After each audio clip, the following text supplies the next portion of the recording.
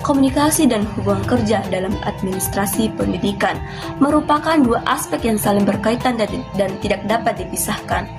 Komunikasi dalam administrasi pendidikan adalah proses penyampaian dan pertukaran informasi, pesan, ide, dan instruksi antar berbagai komponen sekolah seperti kepala sekolah, guru, staf tata usaha, siswa, orang tua, dan masyarakat, dengan tujuan menciptakan pemahaman yang sama guna mendukung tercapainya tujuan pendidikan. Komunikasi menjadi dasar pelaksanaan fungsi manajerial seperti perencanaan, pengorganisasian, koordinasi, dan pengawasan, sehingga semua kegiatan sekolah dapat berjalan secara terarah dan efektif. Sementara itu, hubungan kerja baik dalam administrasi pendidikan adalah interaksi dan kerjasama antar individu atau kelompok dalam organisasi sekolah berdasarkan tugas, fungsi, dan tanggung jawab masing-masing untuk mencapai tujuan bersama.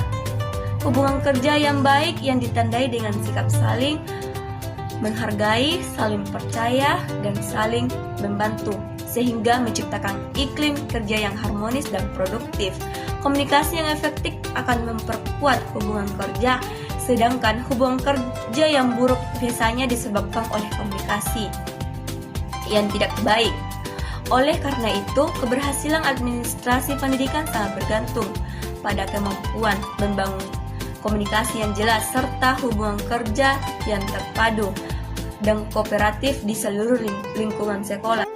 Terus kita lanjut di unsur dan jenis komunikasi dalam administrasi pendidikan.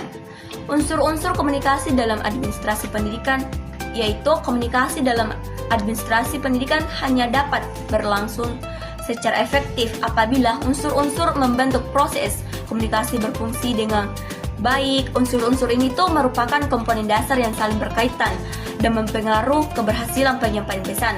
Adapun unsur-unsur komunikasi dalam administrasi pendidikan, yang pertama itu ada komunikator, yang kedua ada pesan, yang ketiga ada media atau saluran, yang keempat ada komunikan, yang kelima ada umpan balik, yang keenam ada gangguan, dan yang terakhir itu ada konteks atau situasi. Oke, saya akan membahas di bagian jenis-jenis komunikasi dalam administrasi pendidikan. Komunikasi dalam lembaga pendidikan dapat diklarifikasikan ke dalam beberapa jenis sesuai bentuk arah, metode penyampaian, serta lingkup organisasi. Yang pertama itu ada komunikasi verbal. Komunikasi verbal itu menggunakan kata-kata sebagai media penyampaian pesan, baik secara lisan maupun tulisan. Contoh komunikasi verbal lisan adalah rapat dewan, guru, diskusi kelas, dan instruksi kepala sekolah. Sedangkan komunikasi verbal tulisan meliputi surat edaran, penutulan rapat, laporan kegiatan, kurikulum tertulis, atau pengumuman resmi. Komunikasi verbal dinilai lebih efektif untuk penyampaian instruksi dan membutuhkan kejelasan dan dokumentasi formal. Yang kedua ada komunikasi nonverbal. Komunikasi nonverbal menggunakan simbol atau bahasa tubuh seperti gerakan tangan, ekspresi wajah, intonasi suara, jarak fisik, dan kontak mata. Nonverbal seringkali memperkuat makna pesan verbal dalam pendidikan. Seorang guru dapat mengendalikan kelas hanya melalui tatapan atau gerakan tubuh. Sementara itu, kepala sekolah dapat menunjukkan dukungan melalui bahasa tubuh yang terbuka dan ramah. Yang ketiga ada komunikasi formal.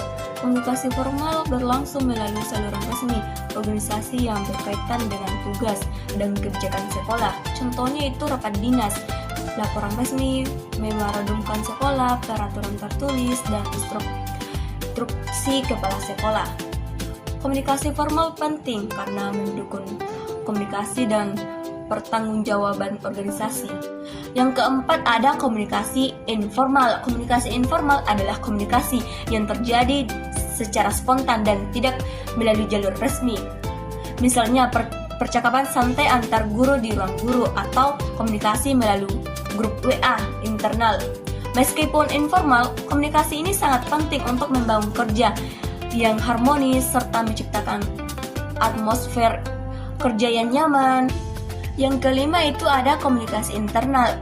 Komunikasi internal berlangsung di dalam lingkungan lembaga pendidikan, mencakup hubungan antar kepala sekolah, guru, staf, siswa, dan karyawan. Komunikasi internal memastikan koordinasi berjalan baik dan tugas organisasi terlaksana secara optimal. Yang keenam itu ada komunikasi eksternal. Komunikasi eksternal berlangsung antar sekolah dengan pihak luar seperti orang tua, masyarakat, komite sekolah, dan instansi pemerintah. Komunikasi ini penting untuk membangun kepercayaan publik dan meningkatkan kerjasama yang mendukung perkembangan sekolah. Yang terakhir ada komunikasi horizontal. Komunikasi horizontal berlangsung antar individu atau kelompok yang memiliki sejajar, misalnya komunikasi antar guru atau antar staf administrasi. Komunikasi ini penting untuk meningkatkan kerjasama tim, koordinasi kegiatan, dan meminimalisir konflik. Peran komunikasi dan hubungan kerja di sekolah. Komunikasi dan hubungan kerja memiliki peran yang sangat penting dalam penyelenggaraan pendidikan di sekolah karena keduanya menjadi dasar terciptanya koordinasi dan kerjasama yang efektif antar seluruh warga sekolah. Melalui komunikasi yang baik, informasi, kebijakan, instruksi, dan ide dapat tersampaikan secara jelas sehingga mencegah terjadinya kesalahpahaman dan konflik, serta mendukung pelaksanaan fungsi manajerial sekolah seperti perencanaan, pelaksanaan, dan pengawasan. Di sisi lain, hubungan kerja yang harmonis antara kepala sekolah, guru, staf, siswa, dan orang tua menciptakan suasana kerja yang kondusif, menumbuhkan rasa saling percaya, meningkatkan motivasi serta kinerja yang memperkuat keterlibatan semua pihak dalam mencapai tujuan pendidikan.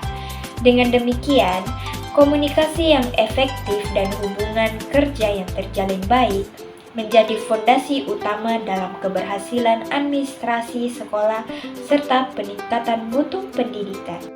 Baik, selanjutnya kita akan bahas apa saja faktor yang mempengaruhi serta menghambat komunikasi dan hubungan kerja. Faktor yang mempengaruhi komunikasi dan hubungan kerja di sekolah yaitu 1. Faktor bahasa dan kemampuan berkomunikasi, yaitu penggunaan bahasa yang jelas dan kemampuan menyampaikan serta menerima informasi menentukan keberhasilan komunikasi. 2.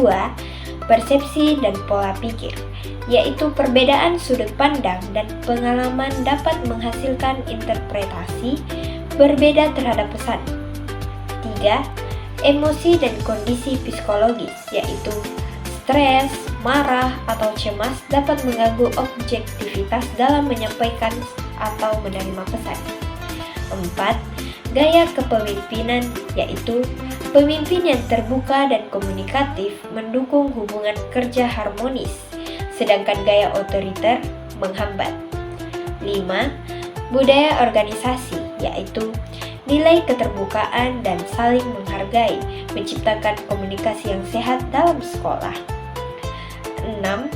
Teknologi informasi, yaitu penggunaan media digital mendukung kelancaran arus informasi bila sarana memadai.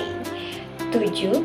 Struktur organisasi, yaitu kejelasan pembagian tugas dan wewenang memperlancar komunikasi formal dan kerjasama. Nah, dan selanjutnya faktor yang menghambat komunikasi dan hubungan kerja. Itu 1. Perbedaan persepsi atau salah tafsir, yaitu pesan diterima dengan makna berbeda karena latar belakang dan pengetahuan yang tidak sama. 2. Hambatan fisik, yaitu kondisi ruang yang bising, jarak, atau alat komunikasi dan jaringan yang tidak berfungsi mengganggu komunikasi. 3.